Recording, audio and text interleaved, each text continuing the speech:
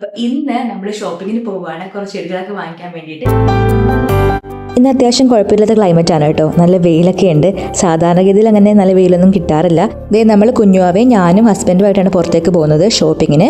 നമുക്കിന്ന് കാര്യമായിട്ട് കുറച്ച് സംഭവങ്ങളൊക്കെ മേടിക്കാനുണ്ട്. സമ്മറിന് മുന്നേ എല്ലാം ഒന്ന് സെറ്റ് ചെയ്യണം. പക്ഷെ എത്രത്തോളം പറ്റുമെന്നുള്ള കാര്യം അറിയത്തില്ല.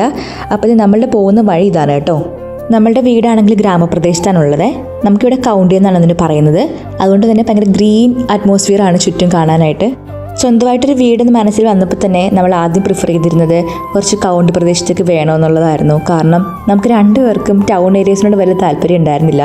സിറ്റിയുടെ ആണെങ്കിലും ടൗണിലെ ആയാലും ആ തിരക്കുകളൊന്നും നമുക്ക് രണ്ടുപേർക്കും ദഹിക്കത്തില്ലായിരുന്നു. അതുകൊണ്ട് തന്നെ നമ്മൾ ഗ്രാമപ്രദേശമാണ് കൂടുതലും പ്രിഫറൻസ് നോക്കിയിട്ടുണ്ടായിരുന്നത്.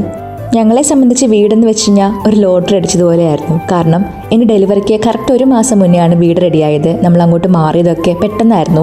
അതിനൊക്കെ ദൈവത്തിന് എത്ര നന്ദി പറഞ്ഞാലും മതിയാവത്തില്ല. നമ്മളിപ്പോൾ ഉള്ളത് ചെടികളുടെ സെഷനിലാണ്. ഇവിടെയാണെങ്കിൽ നല്ല ഭംഗിയുള്ള ഒരുപാട് പൂക്കളുള്ള ചെടികളുണ്ട് കേട്ടോ. കണ്ടിട്ട് തന്നെ കൊതിയാവുന്നുണ്ട് വാങ്ങിച്ചിട്ട് പോകാനായിട്ട്. പക്ഷെ അത്യാവശ്യം റേറ്റ് ഉണ്ട് കേട്ടോ എല്ലാത്തിനും തന്നെ. നന്നായിട്ട് തന്നെ അറേഞ്ച് ചെയ്തിട്ടുണ്ട്.